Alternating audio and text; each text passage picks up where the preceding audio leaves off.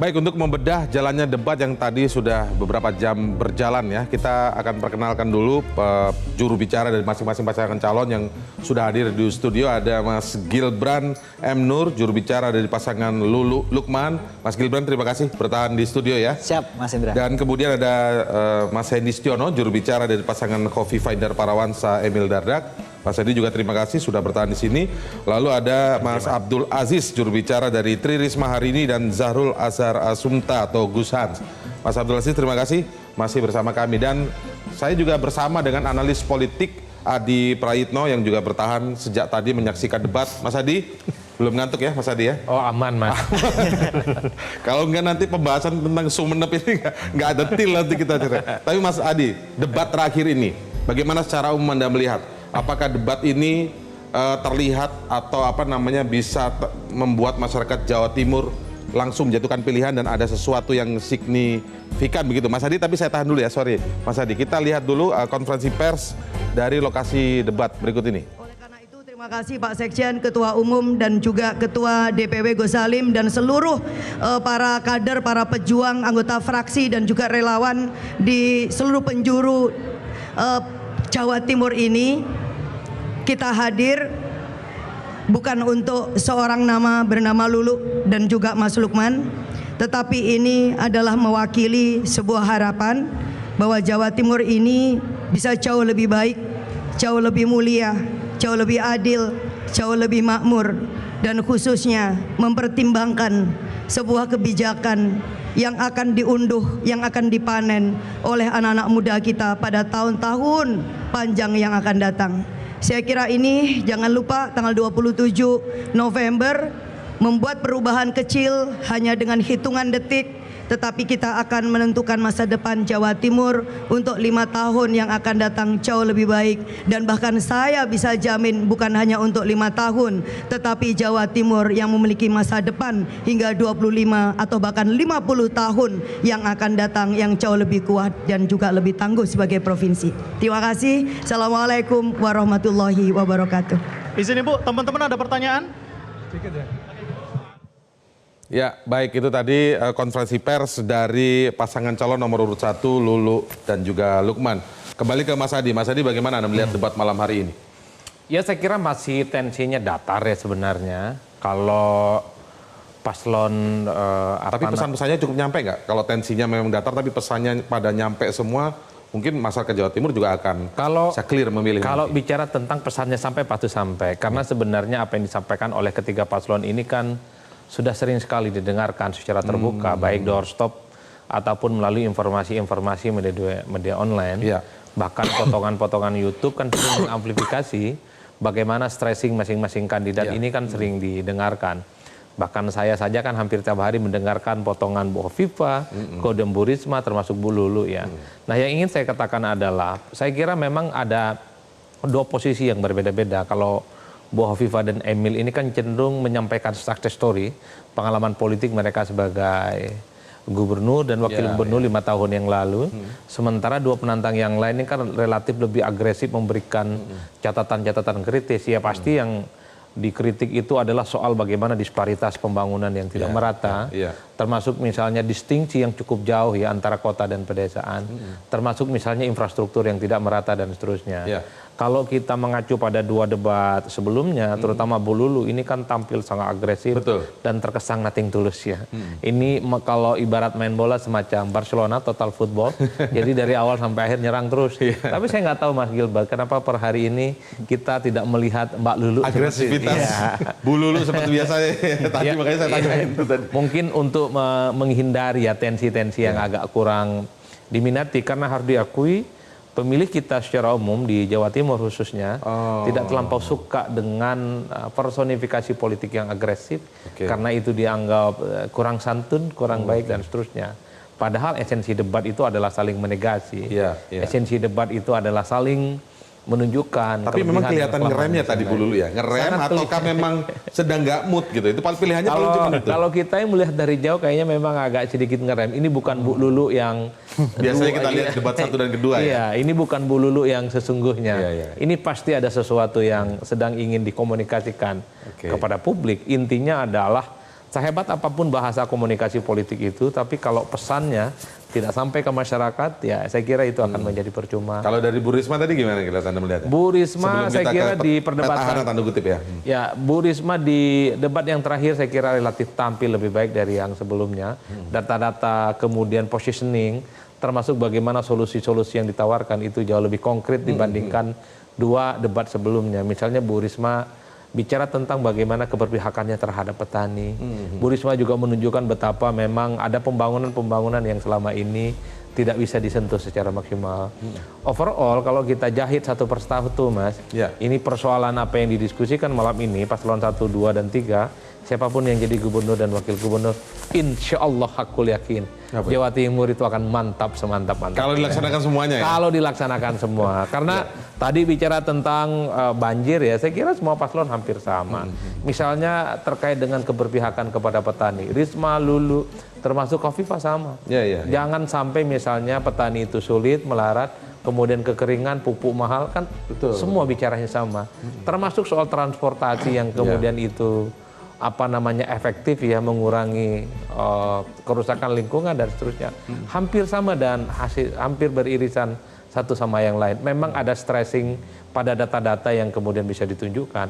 Tapi sekali lagi bagi saya tidak ada silang pendapat yang begitu ekstrim seperti tadi malam dalam Pilgub Tapi memang Jakarta dari misalnya. mungkin atau bukan survei atau mungkin pengamatan lah ya dari Mas Adi melihat apakah memang pemilih Jawa Timur itu tidak suka dengan politisi yang tadi disinggung Mas Adi bahwa lebih kelihatan dominan atau keras menegasi gitu.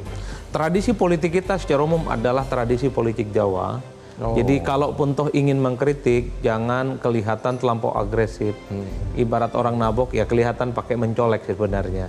Jadi data-data konfirmasi soal apa yang kurang selama pemerintahan petahana khususnya itu memang lebih suka disampaikan secara elegan dan sedikit agak normatif. Kalau kemudian tampil secara lantang, memang publik kita sekalipun itu substansinya bagus, benar, cenderung itu dianggap agitatif.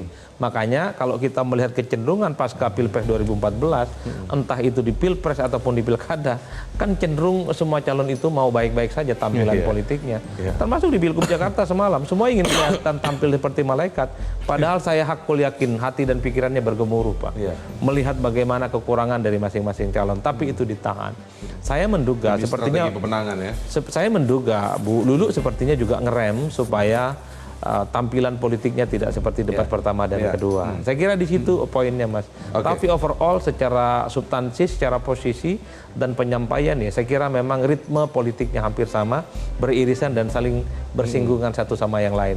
Tak ada sesuatu yang prinsip yang kemudian membuat Terbelalak mata atau Betul. telinga semakin ingin mendengar lebih dekat gitu ya. Seperti yang sering kita kutip sebenarnya, bahwa percikan api itu kan muncul kalau ada dua kayu yang bersilang dalam satu tungku. bergesekan, ya. Malam hari ini tidak ada silang kayu dalam satu Karena tungku. mungkin tidak mau munculkan api.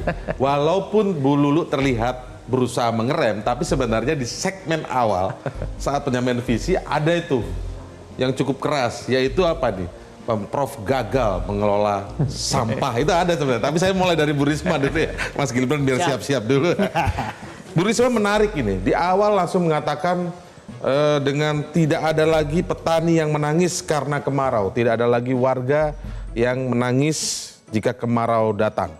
Tapi lihat dulu ya, Pak Abdul Aziz, kita tahan dulu, kita lihat dulu konferensi pers dari pada saat closing lokasi debat Bu Khofifah Indar Parawansa. Bagaimana kita semua saling menjaga suasana guyup rukun, semua berjalan dengan kedamaian dan kesejukan, dan secara khusus tentu kami menghimbau relawan antar paslon.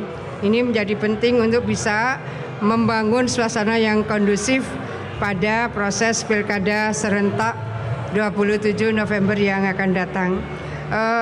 Intinya itu, dan kami tentu bersama dengan seluruh elemen masyarakat Jawa Timur kami menyampaikan terima kasih dan mohon maaf jika dalam proses kami berkeliling bersapa ada elemen tertentu yang mungkin sedang belanja di pasar sedikit terganggu karena kami kebetulan sedang bersambang di pasar tertentu. Begitu juga Mas Emil yang juga bersama-sama kita bersambang ke titik-titik tertentu yang kemungkinan kemudian berdampak pada kurang lancarnya lalu lintas atau kurang lancarnya seluruh proses transaksi di berbagai pasar yang kami kunjungi. Tentu kami pertama menyampaikan terima kasih semuanya, dan yang kedua mohon maaf jika ketika kami melakukan aktivitas kaitan dengan Pilgub Jawa Timur ini ada hal yang mungkin mengganggu kelancaran di titik-titik tertentu. Saya rasa itu, terima kasih semuanya. Gunakan hak pilih ke TPS 27 November yang akan datang. Mas Emil mungkin? Mungkin buat Mas. Iya. Baik, sudah kita simak ya pernyataan dari Khofifah Indar Parawansa, calon gubernur nomor urut 2. Silakan Pak Abdul Aziz tadi menanggapi bahwa Bu Risma di awal langsung menyebut tentang soal petani tidak menangis lagi saat kemarau datang. Apakah itu yang menjadi poin utama dalam debat terakhir Bu Risma dan juga Gus Hans ini? Iya, Mas Indra. Jadi kalau bicara Ibu Risma, tipologi ceplas-ceplos itu sudah biasa ya, dan dilekatkan kepada beliau. Ya. Dan beliau itu kan memang tipologi yang sejak 2010 sampai 2020 bahkan sampai ke Mensos itu adalah tipologi yang biasa kemudian merasakan apa yang dirasakan oleh masyarakat itu. Dan beliau itu paling tidak bisa itu melihat kenyataan-kenyataan yang tidak ideal ya. Masyarakat yang kemudian menangis, masyarakat yang merasa kekurangan dan seterusnya. Dan itu hampir di setiap pertemuan tatap muka itu terus dilakukan oleh Bu Risma, bahkan ditabulasi di banyak tempat itu. Itu artinya apa? Itu ada keseriusan, ada ketulusan dari seorang Risma dengan Gus Hans begitu untuk kemudian mencari solusi-solusi alternatif. Karena memang Ibu Risma itu dikenal memberikan solusi. Dia kalau ada masalah itu pasti akan memberikan solusi. Maka tidak heran ketika di mobil beliau itu sampai hari ini keliling kemanapun itu yang namanya sepatu bot, yang namanya sapu, yang namanya Selalu ada ya? Selalu ada. Sampai sekarang itu? Sampai sekarang. Jadi beliau begitu jalan kemudian ketemu sesuatu yang tidak beres, beliau minta berhenti dan langsung turun dan langsung dikerjakan. Itulah seorang Risma memang. Jadi artinya ketika di Surabaya dahulu 2010 sampai 2020 itu kan selalu bekerja dan tidak mau pekerjaan itu kemudian selalu tertunda. Tiba-tiba terlihat nyapu jalan itu kan ya? Tiba-tiba melakukan hal itu yang kemudian kadang didefinisikan itu adalah sebuah pencitraan.